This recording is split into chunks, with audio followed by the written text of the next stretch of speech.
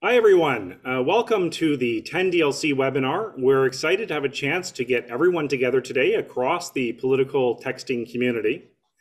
Our goal today is to cut through the noise on 10DLC and deliver these straight facts and answer your questions. Peerly is a national peer-to-peer texting provider, and although our organization is not political, our software is used heavily throughout the political industry. Peerly, like many of you, have had to navigate 10DLC over the past year, and we've gathered a lot of knowledge along the way, and holding webinars like this is a way for us to pass on this knowledge. We have assembled a group of top industry experts on 10DLC that's joining us today, and I'm just going to make some quick introductions before handing this off and getting started. First, let me introduce the VP of Peerly, Dan Aquila. Dan is an expert in 10DLC, and his team oversaw the implementation of 10DLC with Peerly and hundreds of political accounts. Dan's teams also fully automated this process for the benefit of our clients and streamlined that registration process. Dan's been heavily involved in high-level telephony for the past 17 years and has close relationships with all the major carriers, DCAs, and text aggregators. We have Stefan, the VP of the Campaign Registry, on the line today. Of course, the organization responsible for administering 10DLC registration. Stefan and his team has been amazing to work with. We appreciate you taking the time and speaking with everybody today in the political industry. And we will hear from Stefan shortly. Also on the line is John Tully from Aegis Mobile. They are an official vetting partner for the Campaign Registry. And we're really looking forward to hearing from John today, especially when it comes to pollsters and community groups and not-for-profits. On the line also is Stephanie Bandwith. Of course, needs no introduction. They're a leading provider of text and telephony solutions. Stephanie from Bandwith is one of the top experts in this field, and she brings amazing insight on 10DLC from the carrier level. She works with pretty much all the carriers on a daily basis, so we're really looking forward to hearing from her. We also have Brian Ford, Senior VP of Commio, and Scott Navratil, VP Customer Relations from Commio. They have a wealth of knowledge and in-depth experience when it comes to 10DLC implementation and political message content and regulations. Commio is a large texting aggregator, and we're really excited to have you guys on the line as well.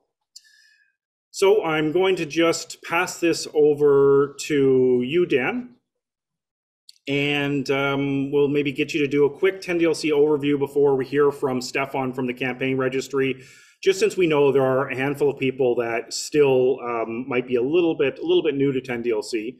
We always have a handful that join us, and they're welcome. Dan will do a quick overview for you, and we'll get started. For sure. Thanks, Josh.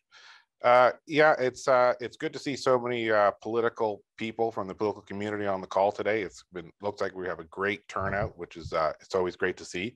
Josh mentioned we're going to be doing questions later on, and I know with 10DLC there's always a lot of questions, so you could just get them submitted there in the Q&A box inside Zoom, and we'll get to them. But first, just want to give everyone a quick overview of what 10DLC is for anyone who's joining who doesn't know yet.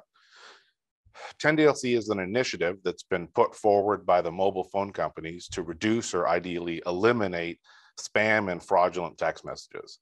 This is not a directive from the FCC, the FTC, or any other government agency or regulatory body, but instead it's something the carriers have undertaken as an industry-led initiative to make the whole text messaging experience better for the consumer, or in our case, better for the voter. And the ultimate goal is to restore trust, that when a voter gets a political text message on their phone from a political campaign, they know that it is truly from that campaign and not anyone else. Additionally, it's to remove the bad actors and the spammers and phishing attempts that we all get every day on our mobile phones from the networks almost entirely, ideally entirely. And at the end of the day, it should mean that voters get fewer spam messages on their phone, which ultimately will mean that voters can spend more time looking at our good verified messages that actually get delivered. And let me clear something up early on in this call and set the record straight. The carriers, the big mobile operators, they're the ones that own their network.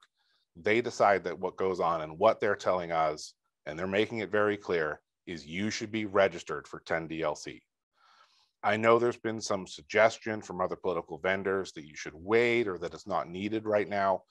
But at the end of the day, what is most important is that you can reach your voters with your message, and that the message actually delivers to the voter. And the best way to ensure this right now is to be registered for 10DLC. Some other vendors have hinted that there are unfair rules and restrictions being placed on political traffic because of 10DLC. But the reality is we've seen practically zero blocking over 10DLC so far. You know, time will tell what it really turns out, but so far, almost none. And the carriers have made it very clear that political messages are going to get the needed sending throughput, and that no daily limits will be imposed by T-Mobile. In fact, most campaign service providers like Peerly in the political space right now are working hard to comply with 10DLC. Peerly has the whole registration process seamlessly built right into our texting platform, and it's automated to make it as easy and as straightforward as possible. And we encourage other texting vendors in the political space to do this also. And for any other CSPs on the call with us today, we are happy to help and advise for you the best way to implement this and automate it for your customers. And we'll do it free of charge because Peerly believes in the goal of 10DLC. Now, I could go on. There's a lot more to talk about with 10DLC, but we have these experts on the line that I want to get to.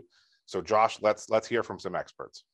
Okay, great. Well, we're going to go probably over to Stefan. Stefan is the VP of the Campaign Registry, the organization that administers 10DLC registration process for the major mobile carriers. And of course, like Dan said, today's call is about the facts when it comes to 10DLC. There's no better expert to hear from than directly from the TCR.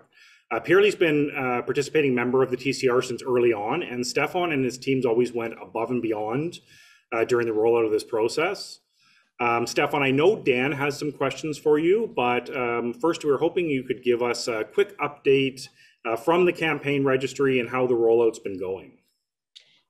Thank you, Josh, and thank you, Dan. Yes, the rollout has been going really well. There's been a lot of adoption, and even from the election last November, we had many campaigns that were registered that were successfully terminated and their messaging reaching their end users.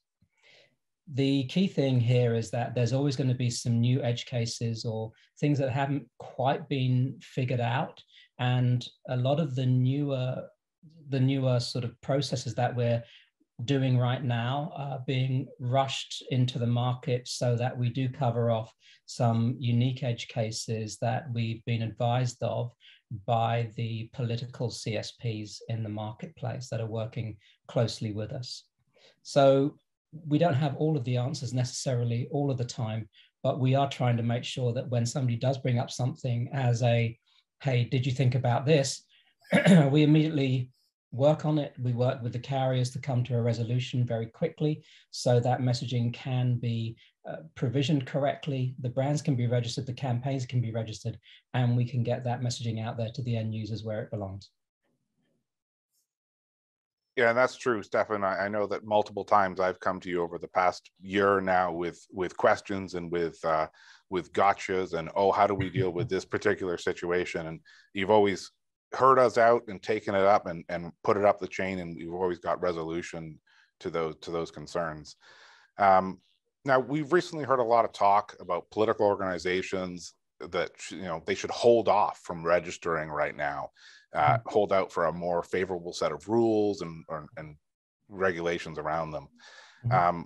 What happens if a political organization chooses to not register today, considering we're already past this March 1st deadline? Right. And there are always options. If you choose not to register, then it means that obviously, by virtue of choosing not to register, your traffic will be running unregistered. Now, this could proved to be problematic in a number of areas. And I know that Stephanie from Bandwith can speak to this a little bit further, but there are some of the CSPs or DCAs in the marketplace. And CSPs are campaign service providers. DCAs are the direct connect aggregators, those fewer companies that have the direct connection to the mobile carriers in the US. And some of those DCAs have decided that they only want to run registered traffic. So it could be that you could find problems in finding a company to actually accept your unregistered traffic. I'm not saying it's impossible, definitely not. But you could be paying more for the termination of your traffic.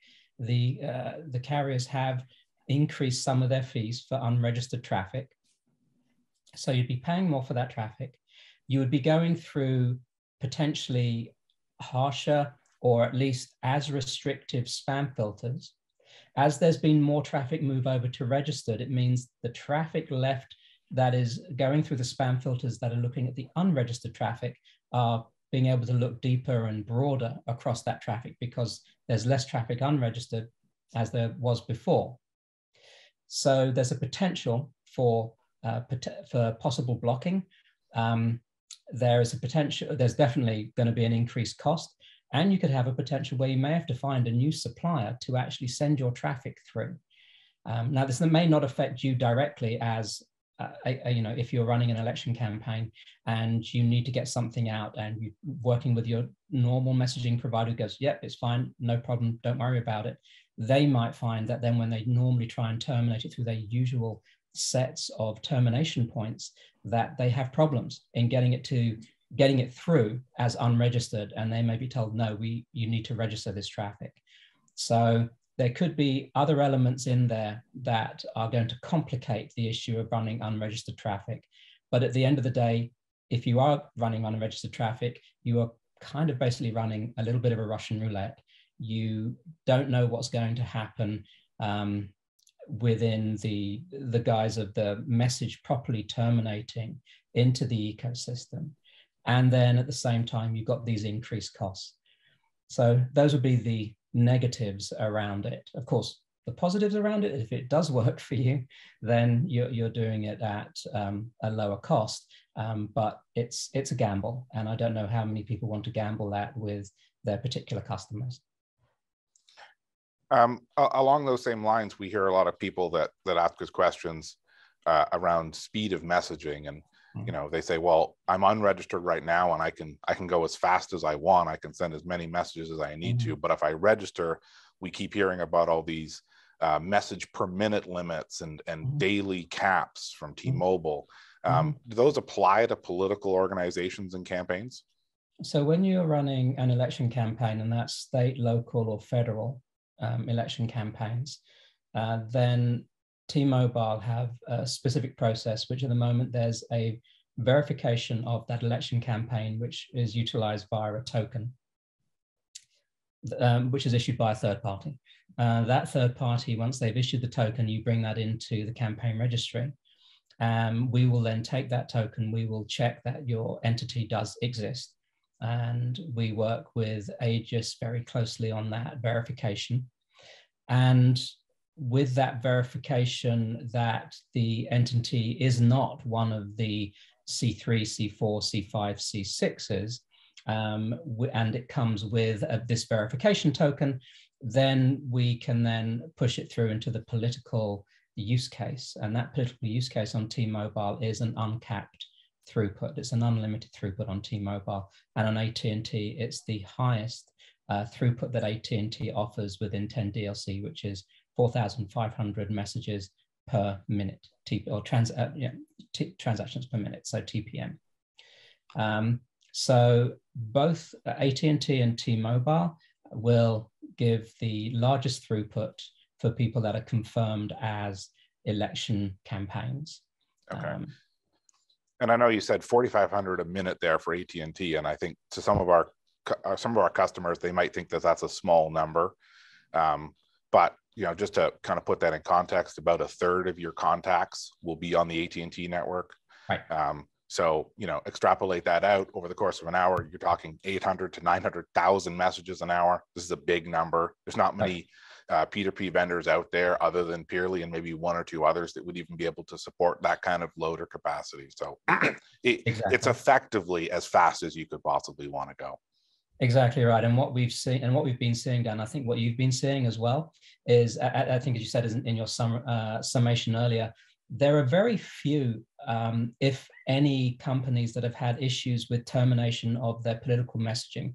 There have been little hiccups, definitely, and there are things around certain types of messaging which we're here to help with, and the carriers realize that they're tweaking their systems to make sure that artificial blocks don't fall on things, and they're reviewing and releasing those blocks as fast as they can if they do happen.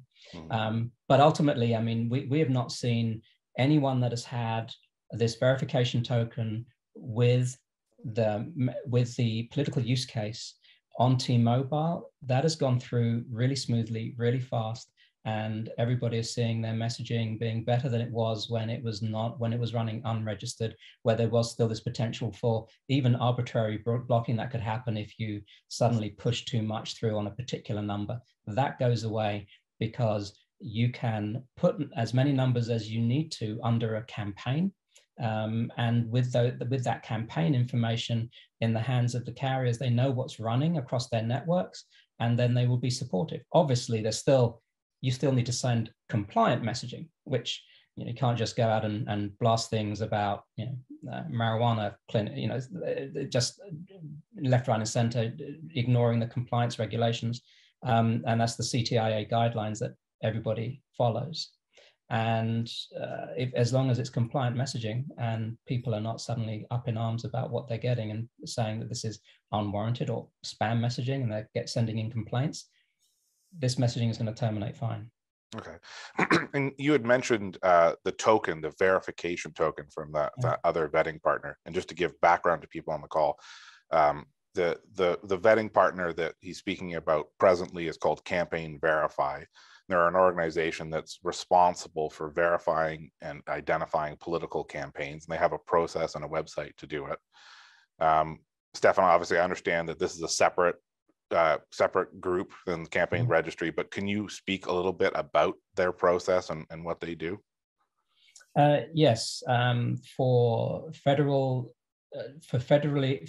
campaigns, they will be reviewing the data that has been put into the FEC database, and what they will request somebody to do is to enter that information. They will check it against the FEC database, and they will issue a verification code to the email or it goes snail mail if there's no email given, for the campaign officer, whoever is responsible for that particular campaign. On receipt of the code, the user goes back into Campaign Verify with that verification code, thereby confirming that they are somebody that's working with that particular election campaign.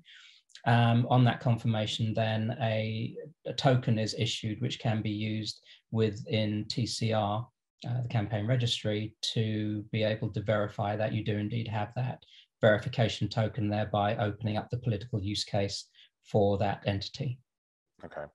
And when you get that, just to get a little more background, when you get that token back from Campaign Verify, you're just going to copy and paste that into the Peerly platform, and we'll automatically take it from there and push it where it needs to go. It's not like you need to log into the registry and actually submit it, so we can take care of that. Now, we've had some customers report that it can take a long time to get these tokens. A lot of them are saying 48 hours, maybe 4 days, but another bulk of them say they've had to request it a couple times, and sometimes it can take up to 3 weeks.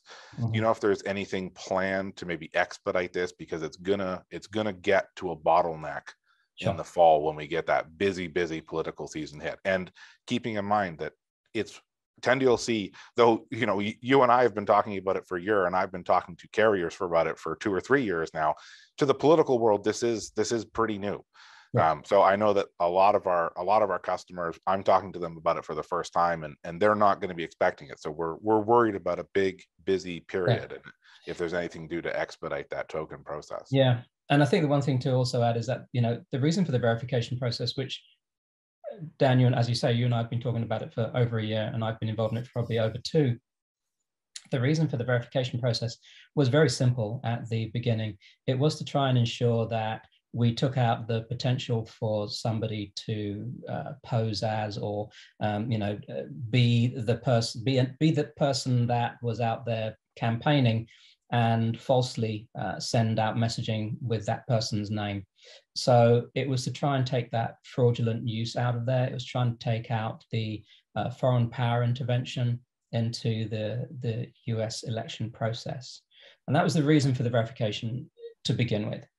Now, in terms of the expediting, we believe that, I believe that they have been looking at the postal expedited process. So for those people, especially local and state, that maybe don't have or haven't set up their URLs at the moment for their website and don't have an email that's attached to that specifically, they have been looking at the expediting postal process. That is probably going to be a secondary cost because there is a cost for next day delivery for USPS. But that is definitely one of the things that I think they're rapidly looking at doing. And also, I know that there were some issues with their postal supplier for issuing the cards, and I think they have, if not changed, I have been looking at changing the postal supplier to have somebody that is a little bit more on the ball. Great. Thanks a lot for that. Actually, while we're on the topic of vetting and verification, it's probably a good time for me to bring John Tooley on the line, of course, from Aegis Mobile, just to give us a little more background on the vetting process. As I mentioned earlier, Aegis was contracted by the mobile carriers to do identity verification for the campaign registry for pollsters, charities, and not-for-profits. This doesn't apply to political campaigns, like Campaign Verify, but for the pollsters and community groups and other nonprofits that are listening in right now, John, do you mind just telling us a little bit about the vetting process for these groups on your side? Sure. It's actually very similar to what we do also for commercial activities, but there are some special parameters that we check specifically for nonprofits.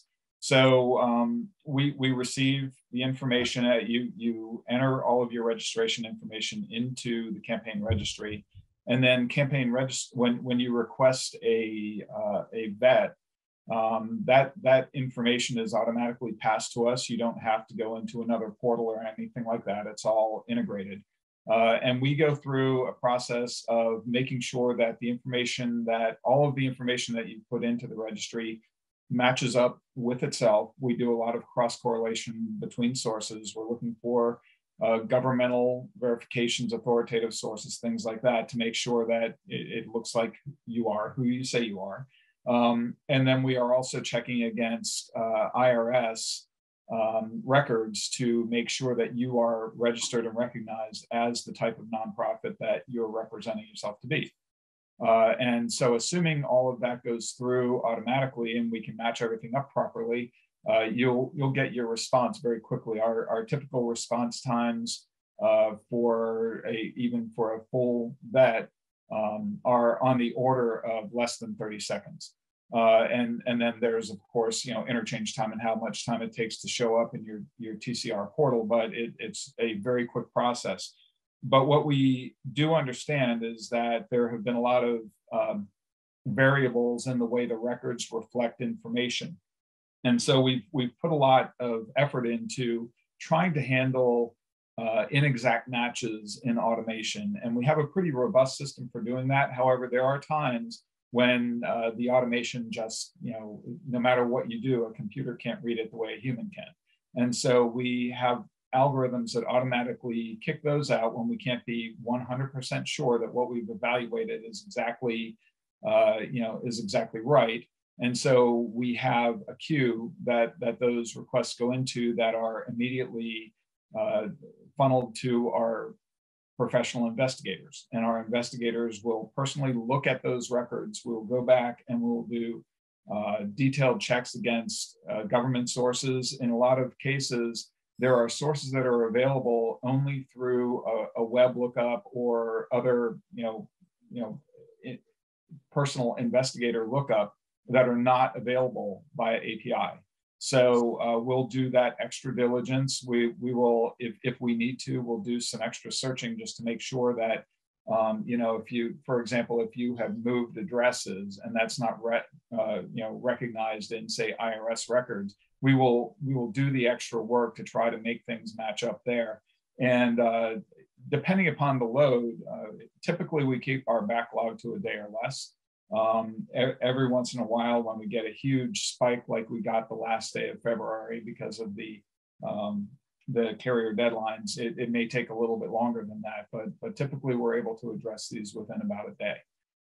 And so if assuming that a person can find all of the information, match it all up, then we provide a score back, and the score is determined in accordance with interviews that we've done with the carrier product and legal teams, where they determine what they need to see to give you certain levels of messaging. So the score is correlated with the throughput that the carriers have decided on. They have their own scoring metrics. And so we slot based upon what they require in terms of the degree of verification of various items. And these include a lot of different factors. We're going to approximately 20 to 30 sources to find information. And that's before an investigator gets involved. And so we have algorithms that are scoring specifically against the things that the carriers said they're concerned about, and they've played very heavily into, actually they've determined how many points get assessed, for various types of either violations or just company characteristics. And so if you are a 3-person company that was formed 2 weeks ago, you should not expect to get a super high score, because there simply is very little known about you, very little available in the industry.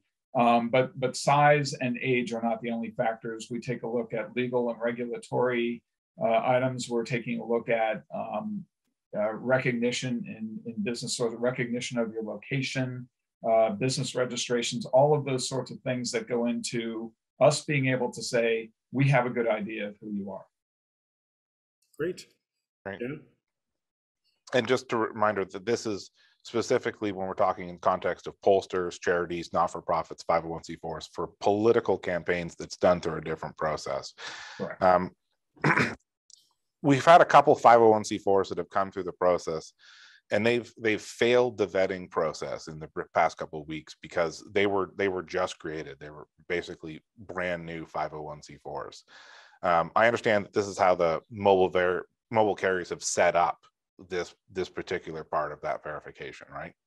Yes. So you bring up a good point, and very frankly, almost every day we find a new edge case, and so we have to figure out how to deal with it. But yes, certainly we're subject to the availability of information from the government, and if the government has not reflected your status in their records, then that kind of puts us in a hard position. And we have actually gone through the situation with regard to, we filed to be a 501c3, or we filed to be a 501c4, or another instances we're the kind of 501c4 or 501c3 that isn't required to file or isn't required to get a determination letter. Well, the very simplistic carrier requirement is that you need to be recognized by the IRS, so you need to have a determination letter. But we have come to recognize that there are some exceptions to that, and some notable exceptions. Not only 501c4s, but churches, for example. There are certain exceptions where the IRS says you can operate as a 501c3 or 501c4, and you don't have to file. And so what we work collaboratively with Stefan and his team to petition the carriers and provide them alternative solutions, and ask them, will they accept this documentation or this process in lieu of a determination letter? So frankly, we're in the midst of trying to get approval to accept expanded identification so that we can accept these 501c3s and C4s. Great. Yeah. Well, thanks. Thank you, John. I know that it looks like we already have some questions that we'll be able to get some clarity from you coming up. Right now, I would just like to pass this over to Stephanie from Bandwith. Stephanie, could you just give us a general update on how the 10DLC rollout's going for Bandwith, and anything interesting you're hearing on the carrier level that would be helpful to the political industry that's on the call today? And then after that, I do have a follow-up question for you, and then we can hear from Brian and Scott. Sure, I'm happy to take that. So I think for a lot of us, we've been working on the rollout of 10DLC for quite some time, even though Bandwith has been in the business messaging space for a long time. The rollout is actually a productization by the carriers. And so we've been working hard to educate our customers and pass along information that we're getting directly from the carriers and TCR to help our customers register. I think it's important to just realize that with this productization comes the intent and the investment by the carriers to keep the 10DLC channel as clean as possible.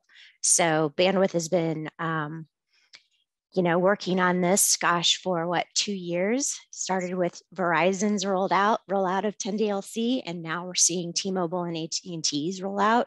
So it is a daily effort to just stay on top of all of the policies that are coming down the pike, working directly with Stefan and his team at TCR, working with the carriers to understand all of the new use cases, and getting tips back to our internal teams and our customers on how to be successful and how to best register our campaigns. We're getting really familiar with communicating best practices and helping our customers understand the cornerstones of best practices for our messages. So I would say overall, it's been a positive experience for Bandwidth. We've learned a lot. But I think that with our experience in 10DLC and business messaging, coupled with the fact that our internal teams have really dug in and developed our APIs, understood all of the policies and requirements, I think it's been, I would say it's been a success. Great. Yeah, look, I know that some customers in the political space has experienced some blocking in the past due to message content, and now with 10DLC, we should see less blocking. Even Dan mentioned that we should see less blocking. The mobile networks can trust the message senders more. That's a big purpose of this. But Stephanie, what's the process should some important political messages get blocked to actually get them unblocked or to work through that? Yeah, sure. So political messaging is just another 10DLC use case or another messaging use case. The carriers don't see political messaging any different than any other use case. So I would advise anyone seeing any kind of blocking to open a ticket within the normal channels, the TAC, and have those internal teams investigate downstream to see exactly what's going on.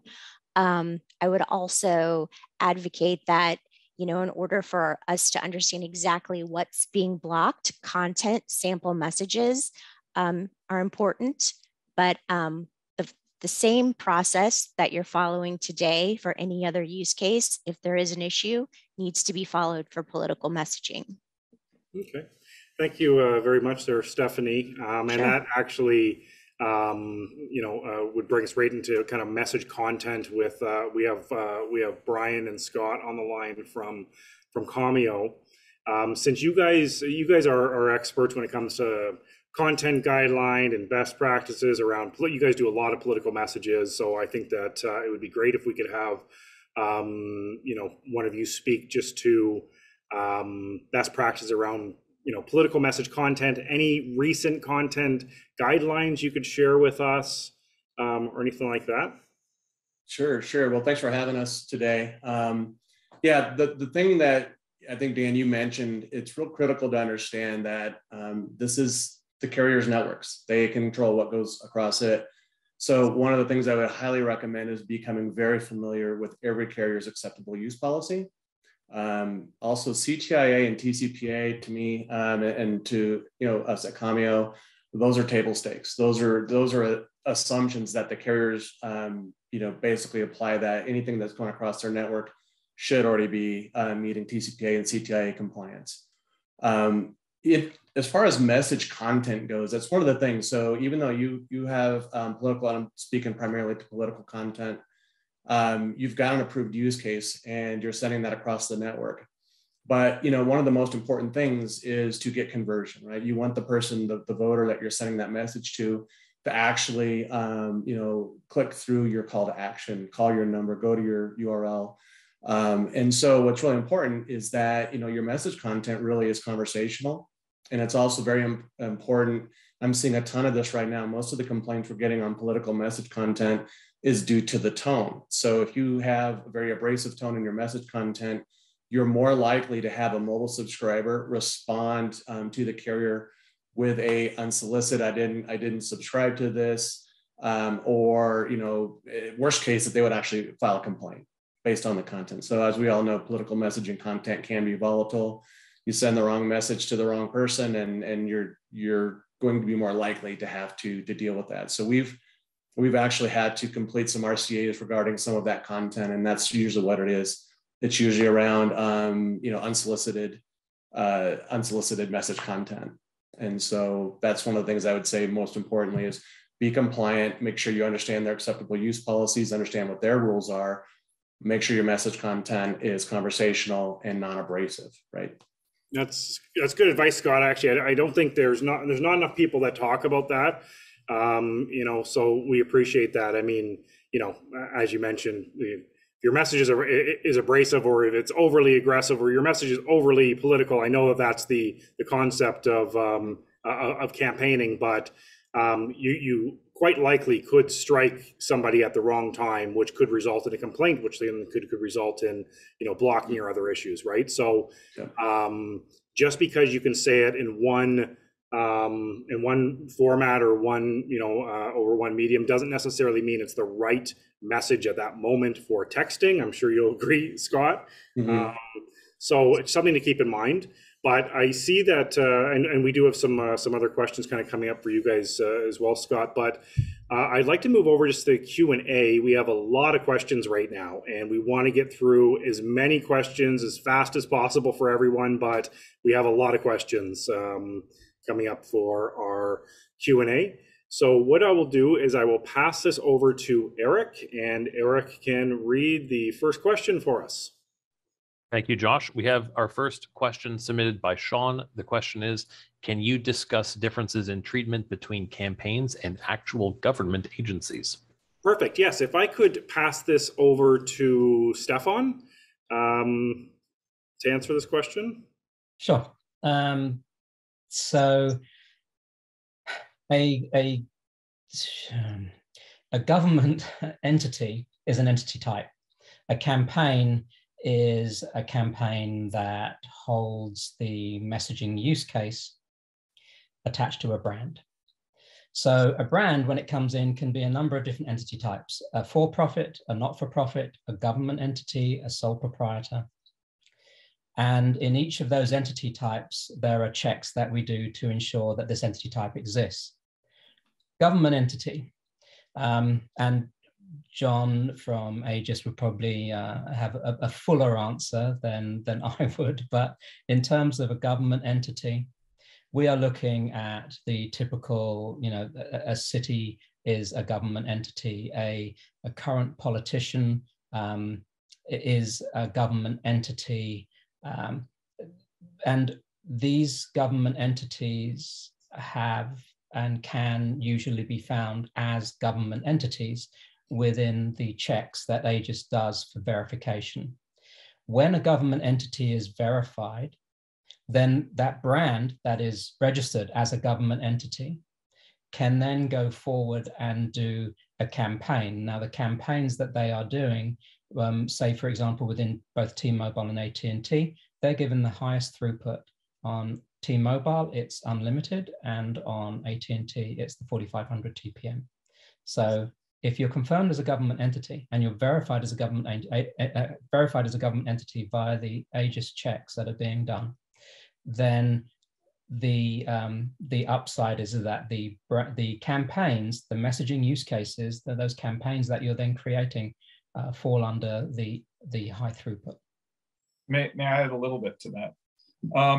Just to get a little clearer on that, and to give maybe an example, if we receive an application under a government entity type for Joe Smith for mayor, and the website that's submitted along with that leads to Joe Smith's political campaign because he wants to become mayor in the next election, that would not qualify as a government entity type.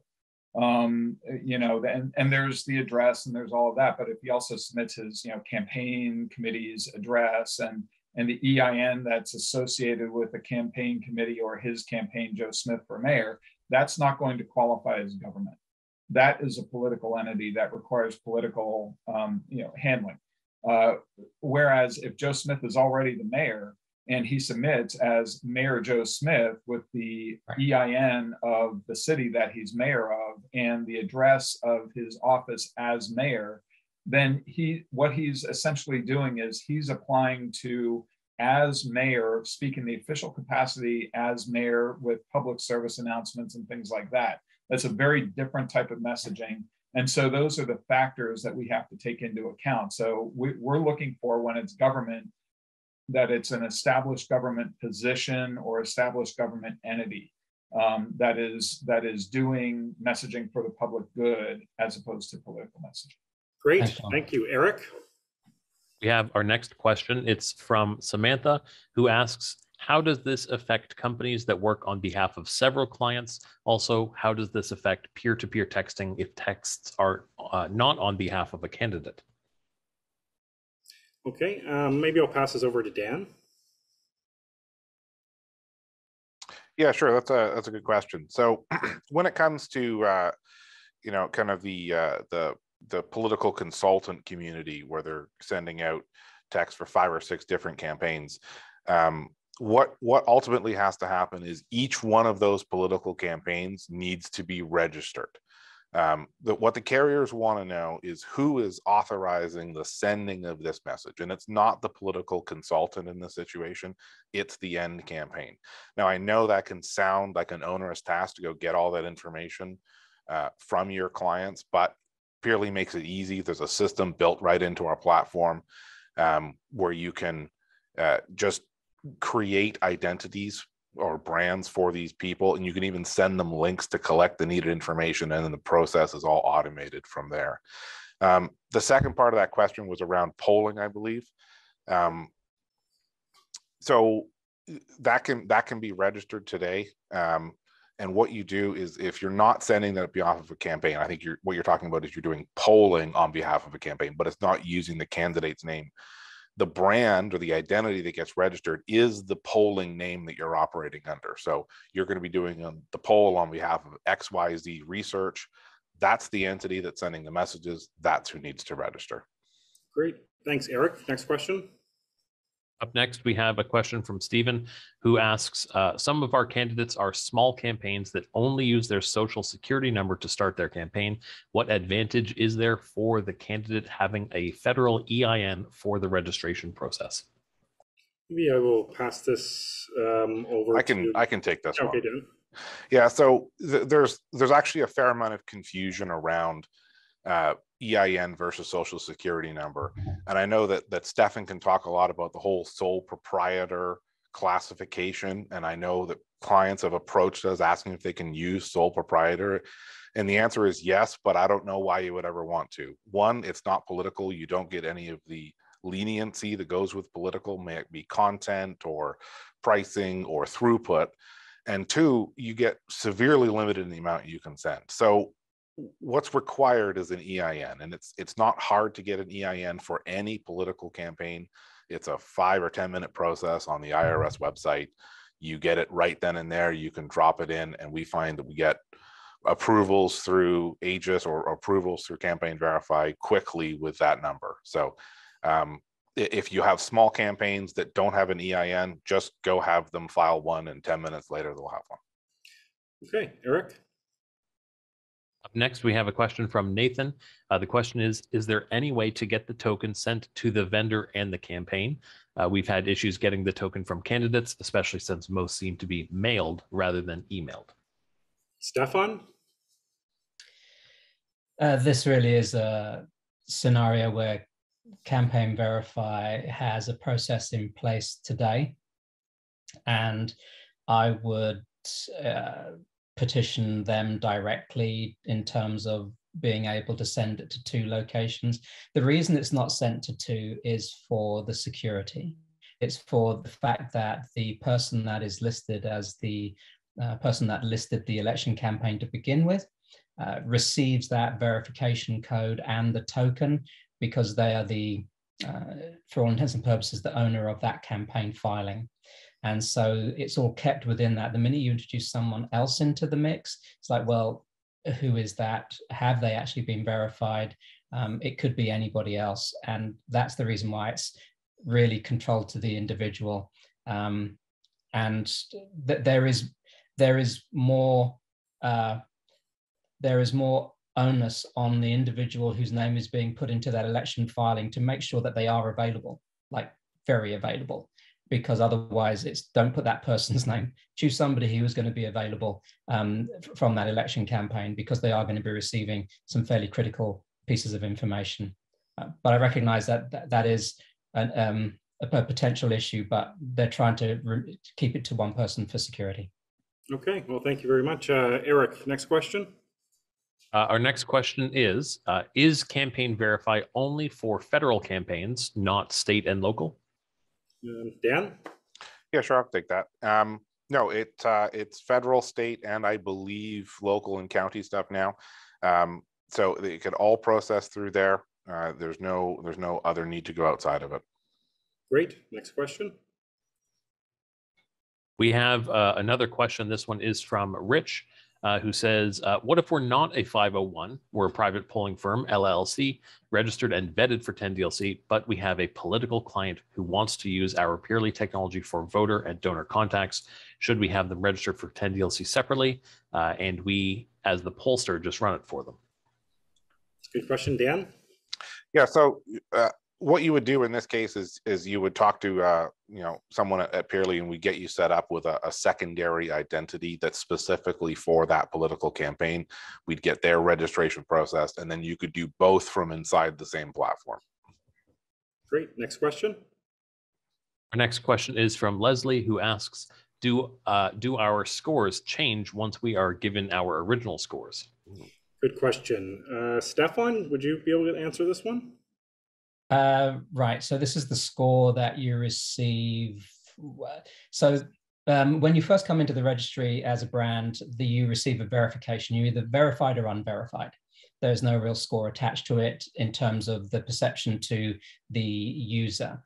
Behind the scenes, there are some things that are being done, but ultimately you're verified or unverified. When you then go and get secondary vetting, if say you're a C3 or a C4, 5, or 6, and you need to have increased throughput, you would then go and get secondary vetting. That can be done via someone like Aegis, and it can be done very easily within the TCR portal or APIs. And then potentially your score would change. You would have an increase, you potentially could get an increased number, an increased score, which would allow you to have increased throughput. And then the larger number or the more recent vetting would always override anything else.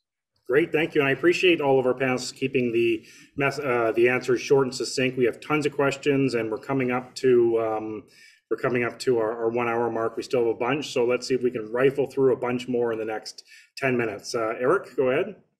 Up next, we have one from Ron, who asks, can a client use their token for 2 different CSP? Good question. Dan? Actually, I'm going to pass this over to Stefan. I'm not sure, and it's a question that I actually had. So it's a multi-use authentication. The answer is not at the moment, as Campaign Verify, I understand, are making changes to enable that so that you can. Eric? Up next, we have a question from Ryan who says, what will be the throughput for a verified research brand? Sometimes we do polling on behalf of a candidate, but other times we do market research. The use case is not always the same. Could we put this over to John? I actually would appreciate some advice from Stefan, because okay. I think that falls outside of our. Okay.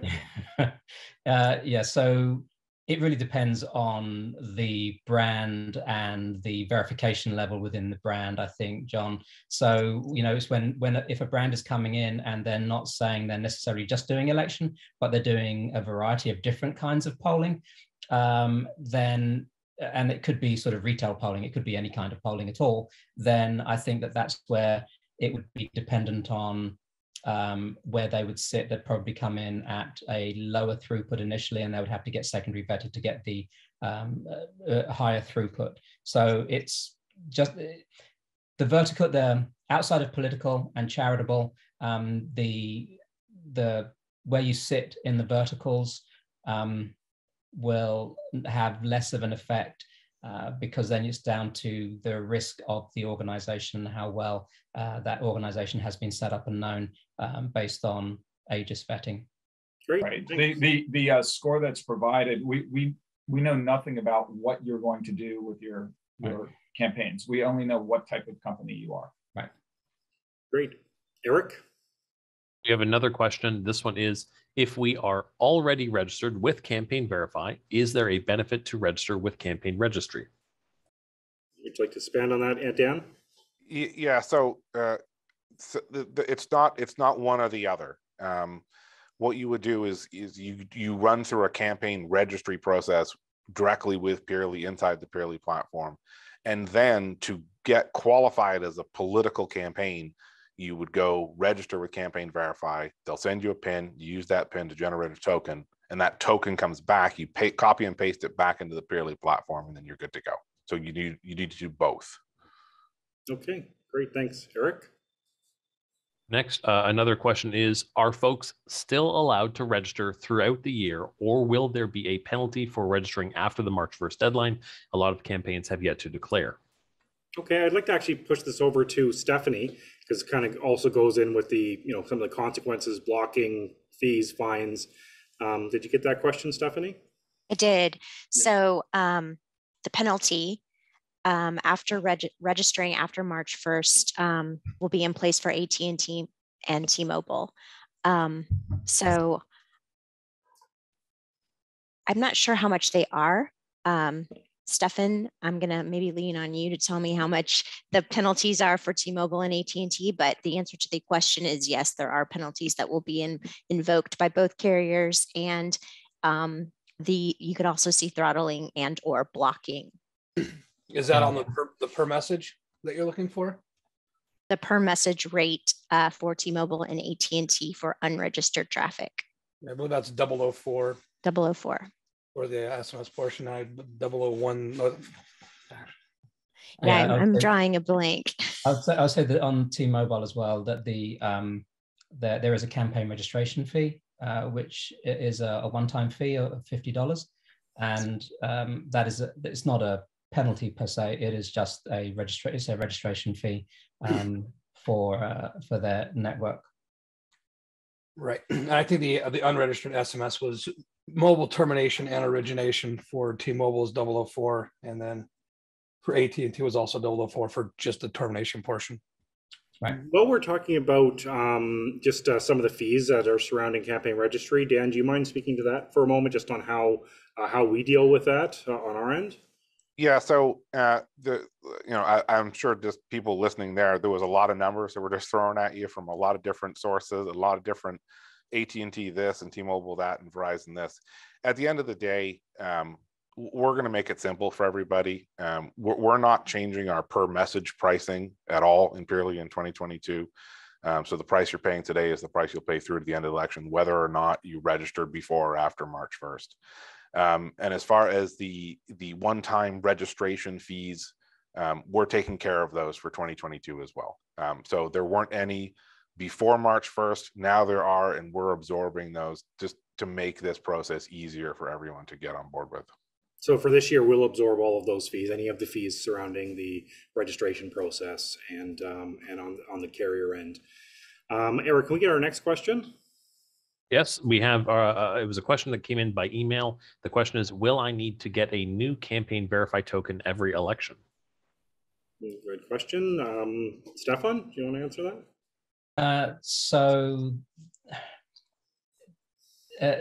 Tokens do expire.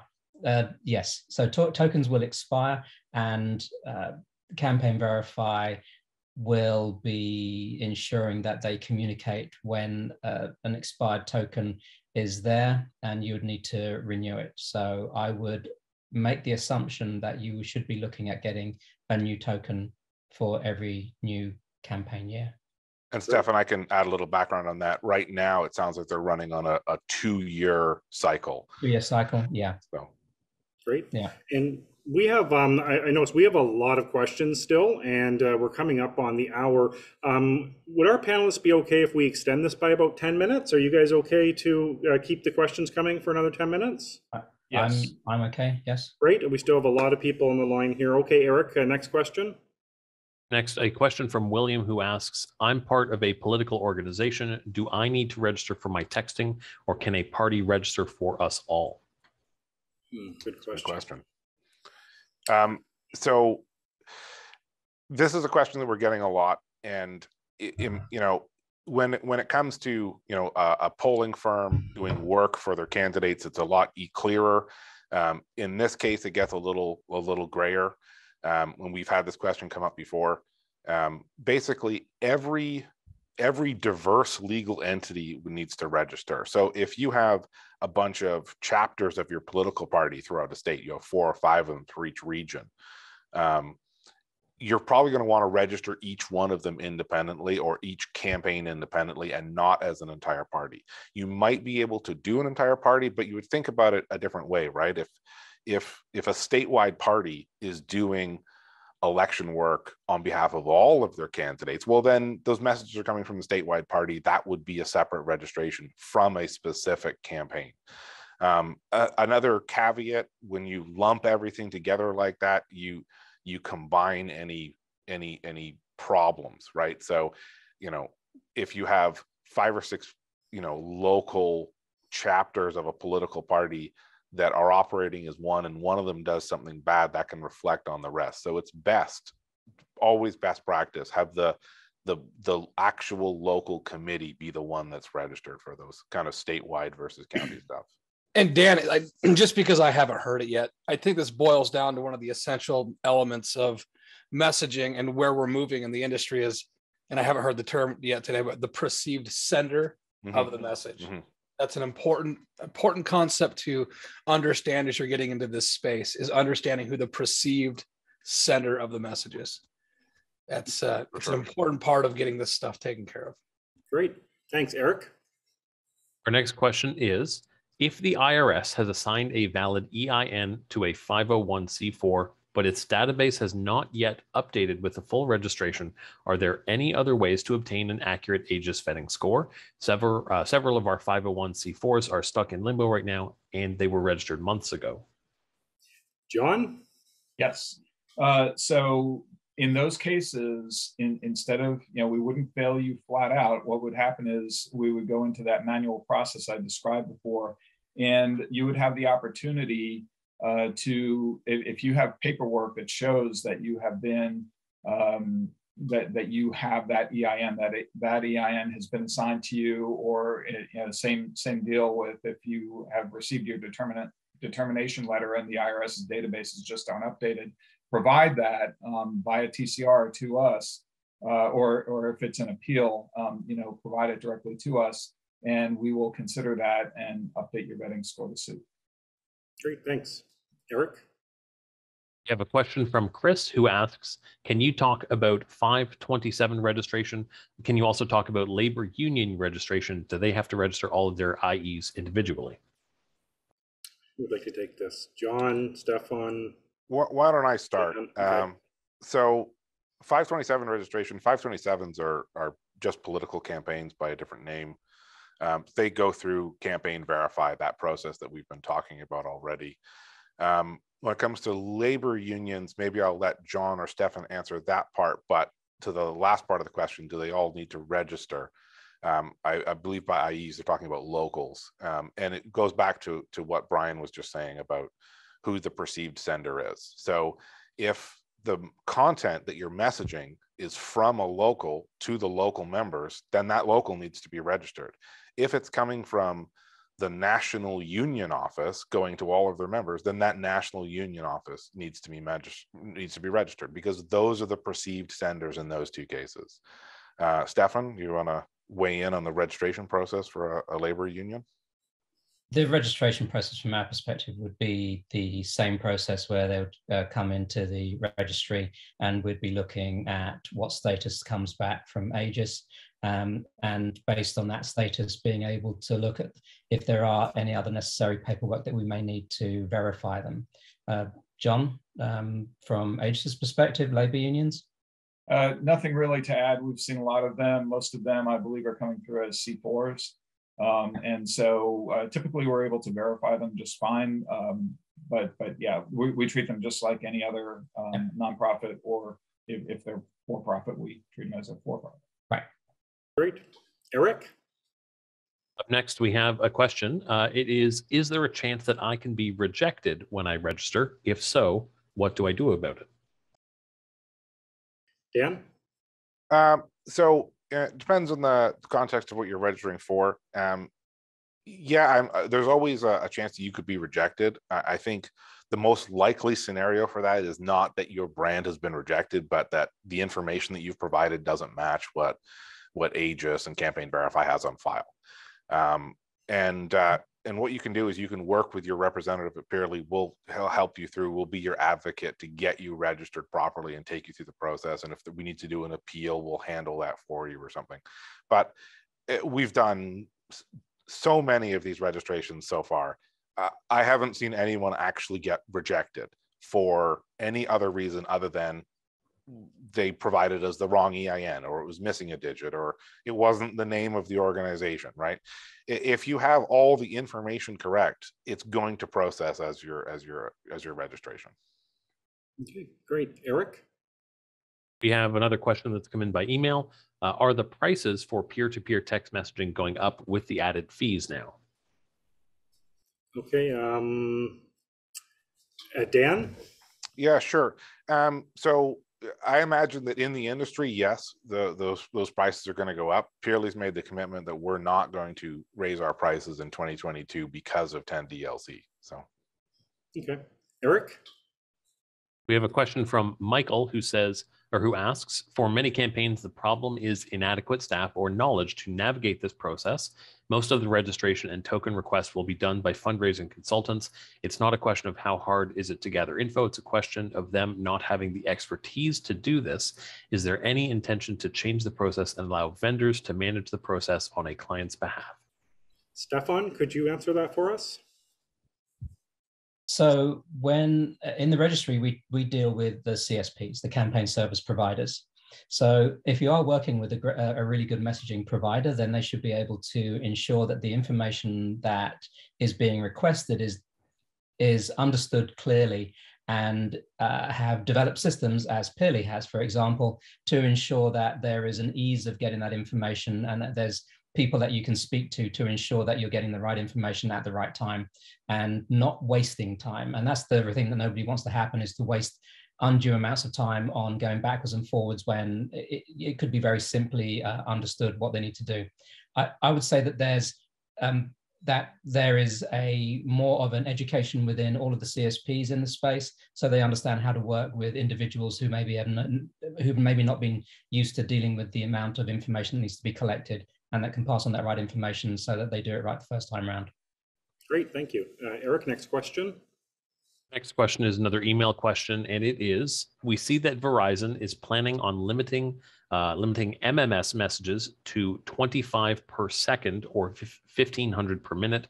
That is a lot lower than other carriers. Will that apply to politics as well? Maybe Stephanie could weigh in on this, or and maybe Scott afterwards. Yeah, so Verizon has a 25 message per second limit.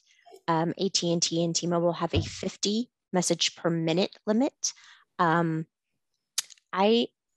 don't know the long-reaching strategy on that. Stefan, is that something that you've heard from the carriers? Because I don't think I've got insight into that. No, I haven't seen any particular insight on that, and I haven't heard that Verizon is particularly limiting things, especially with regard to political. And